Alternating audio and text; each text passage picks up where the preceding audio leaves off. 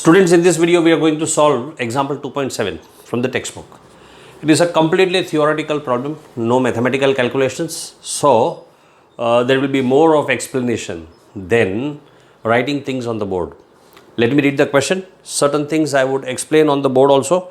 The question says, a comb runs through one's dry hair, attracts small bits of paper. Why? Further it goes on to say, what happens if the hair is wet or if it is a rainy day?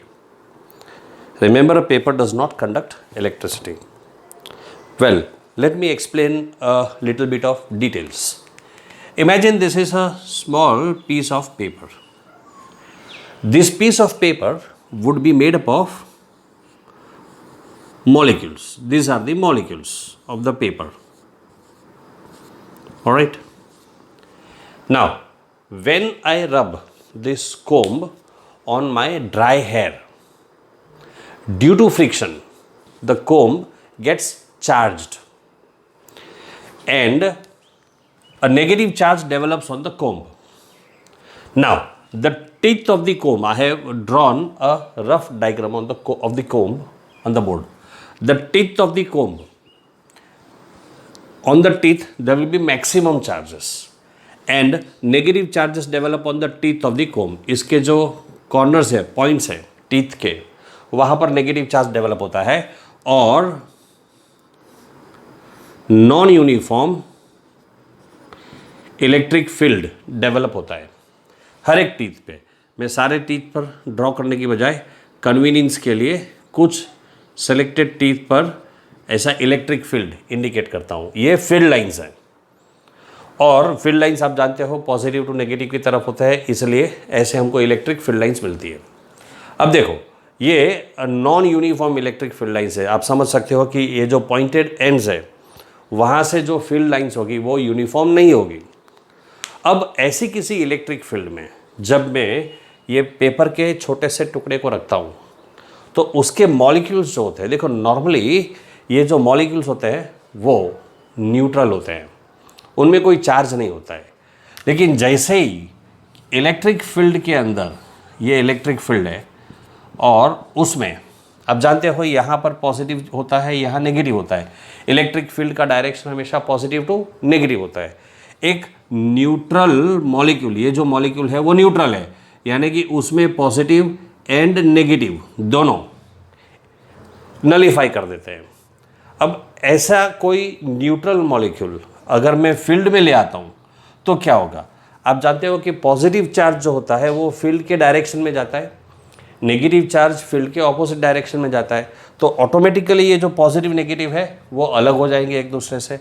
Negative इस तरफ जाने की कोशिश करेगा, positive इस तरफ जाने की कोशिश करेगा और हमारा मॉलिक्यूल, अब हम ऐसा बता सकते हैं डायग्रामेटिकली, हमारे मॉलिक्यूल का शेप ऐसा हो गया. नेगेटिव और पॉजिटिव अब अलग अलग हो गए, दे आर सेपरेटेड. इस प्रोसेस को हम बोलते हैं polarisation. I can say the molecule is polarized. So now the bit of paper will look like this. हमारा जो पेपर का टुकड़ा है वो कैसा दिखेगा? इसके सारे मॉलिक्यूल्स जो है, देखो अगर फील्ड का डायरेक्शन ऊपर की तरफ है, यानी यहाँ पर पॉजिटिव है, ऊपर नेगेटिव है, तो फील्ड की डायरेक्शन में पॉजिटिव चार्ज जाएगा. तो अब हमारा मॉलिक्यूल जो है वो ऐसे अरेंज हो जाएगा, ये पॉजिटिव है, ये नेगेटिव है. दूसरा मॉलिक्यूल भी ऐसे अरेंज हो जाएगा, पॉजिटिव नेगेटिव, ये भी पॉजिटिव नेगेटिव. अच्छा, यहाँ भी पॉजिटिव नेगेटिव हो सकता है, पॉजिटिव नेगेटिव, पॉजिटिव नेगेटिव और ये पॉजिटिव नेगेटिव. अब होगा क्या?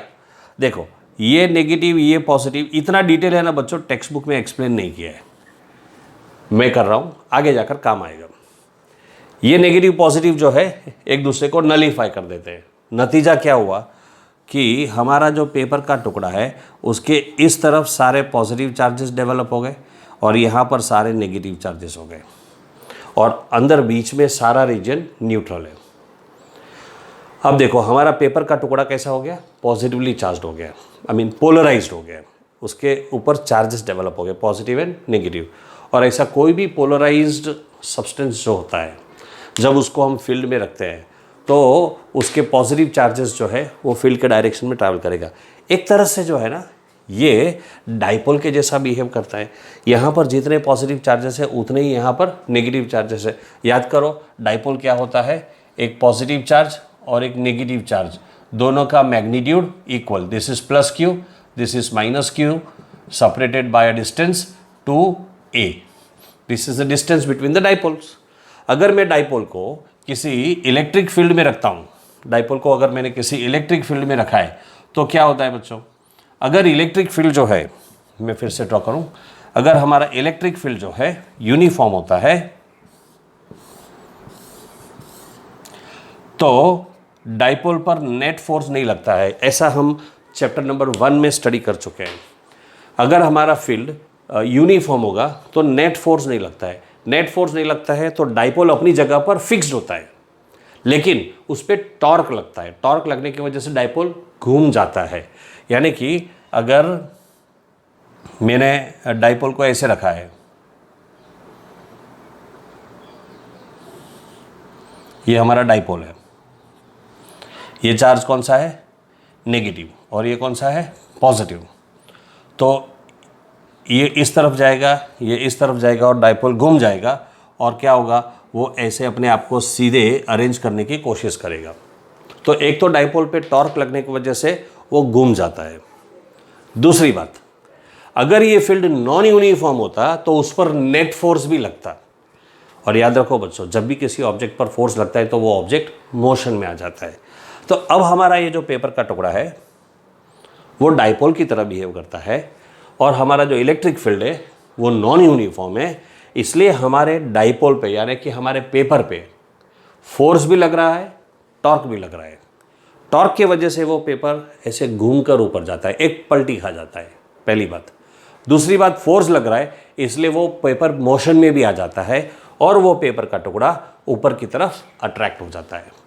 बस यही रीज़न है कि जब हम कोम को हमारे बाल के साथ रब करते हैं तो फ्रिक्शन की वजह से चार्जेस डेवलप होते हैं। हमारा जो पेपर है वो पोलराइज हो जाता है, वो डाइपोल की तरह बिहेव करता है, और नॉन इलेक्ट्रिक फील्ड में रखने से डाइपोल के ऊपर टॉर्क और फोर्स दोनों लगता है, इसलिए पेपर घूमकर कोम की तरफ अट्रैक्ट होता है। आगे क्वेश्चन में पूछा है कि अगर हमारे बाल गीले होते, if our hair is wet then what will happen. It's very simple, if our hair is wet तो कोम आसानी से बाल में घूम सकता है, फिर सकता है, फिर फ्रिक्शन नहीं होगा। फ्रिक्शन नहीं होगा तो चार्जेस डेवलप नहीं होंगे, इलेक्ट्रिक फील्ड प्रोड्यूस नहीं होगा, और पेपर के जो पीसेस है, टुकड़े हैं, वो अट्रैक्ट नहीं हो पाएंगे। That's it, it's very simple. So that was all about first part of the question. Let me read the second part of the question now. In the second part of the question it says that ordinary rubber is an insulator. हम जानते हैं कि सादा जो ordinary rubber होता है वो insulator होता है, इलेक्ट्रिसिटी कंडक्ट नहीं करता है। But special rubber tyres of aircraft are made slightly conducting. उसके ऊपर पतले पतले मेटालिक वायर्स का एक कोटिंग होता है और उसको थोड़ा सा कंडक्टिंग बनाया जाता है। ऐसा क्यों? देखो बच्चों, एक एयरप्लेन जो है वो जब हवा में फ्लाई करता है तो एयर के साथ उसका फ्रिक्शन होता है। प्लेन बहुत हाई स्पीड से ट्रैवल करता है और जितनी वेलोसिटी से वो आगे की डायरेक्शन में जाता है उतनी ही वेलोसिटी से उसको एयर का रेजिस्टेंस फेस करना पड़ता है।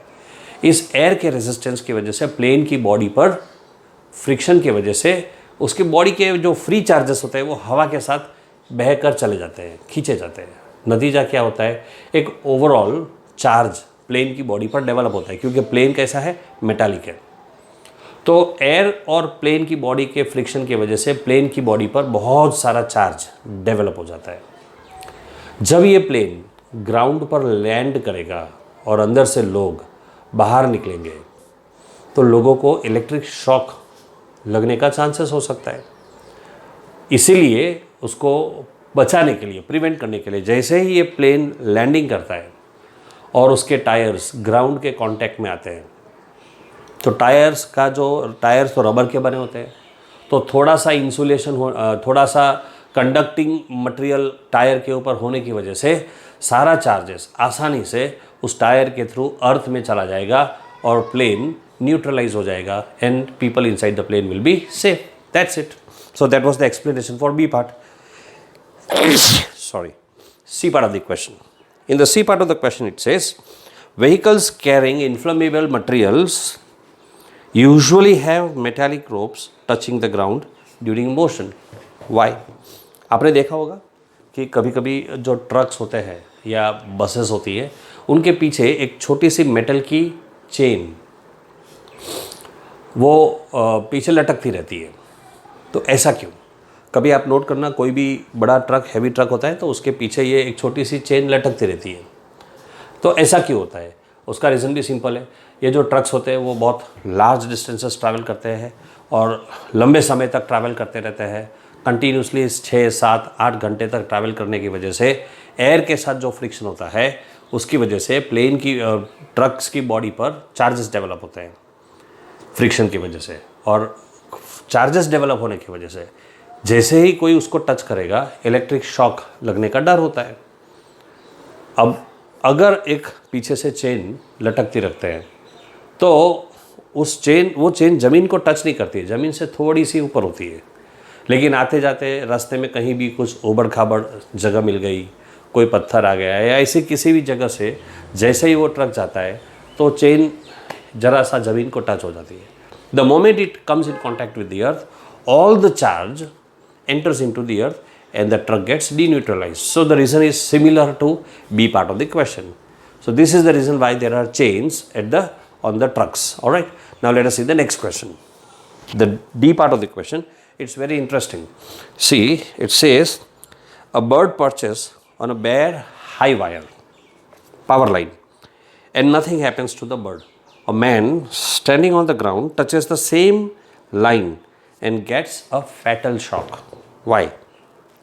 अगर कोई बर्ड, आपने देखा होगा कि जो हाई पावर लाइंस होती है, इलेक्ट्रिसिटी के वायर्स होते हैं, उस पर बर्ड्स बैठते हैं, उनको कोई शॉक नहीं लगता है. लेकिन जैसे ही कोई आदमी उस वायर को टच करता है, अगर वो आदमी ग्राउंड के कांटेक्ट में होगा तो उसको बहुत फेटल शॉक लगता है, यानी कि उसकी डेथ भी हो सकती है. ऐसा क्यों होता है? बच्चों देखो, जब कोई बर्ड वायर पर बैठता है तो उसके दोनों पैर उसी वायर पे हैं, तो उसके दोनों पैर के बीच में कोई पोटेंशियल डिफरेंस नहीं होता है, because both his legs are at an equal potential. But when a man standing on the ground touches the wires have a very high potential, but the ground has very low potential. So there is a huge potential difference, and due to the potential difference the current flows from his body. His human body is a good conductor. याद रखो, current हमेशा सिर्फ तभी flow करेगा जब potential difference बहुत high होगा. Potential difference होना चाहिए इन शॉर्ट. तो वायर और ग्राउंड के बीच में पोटेंशियल डिफरेंस होने की वजह से सारा चार्ज उस वायर में से अर्थ में फ्लो होगा थ्रू द ह्यूमन बॉडी. तो इसी वजह से उसको ट्रेमेंडस इलेक्ट्रिक शॉक लगता है और उसकी डेथ हो सकती है. Well, that is all about example 2.7. It was quite a theoretical problem and I have given the explanation of almost every part of it. Any problems, you can feel free to discuss. That's about example 2.7. We will proceed with few more theories in the next video and then few more examples.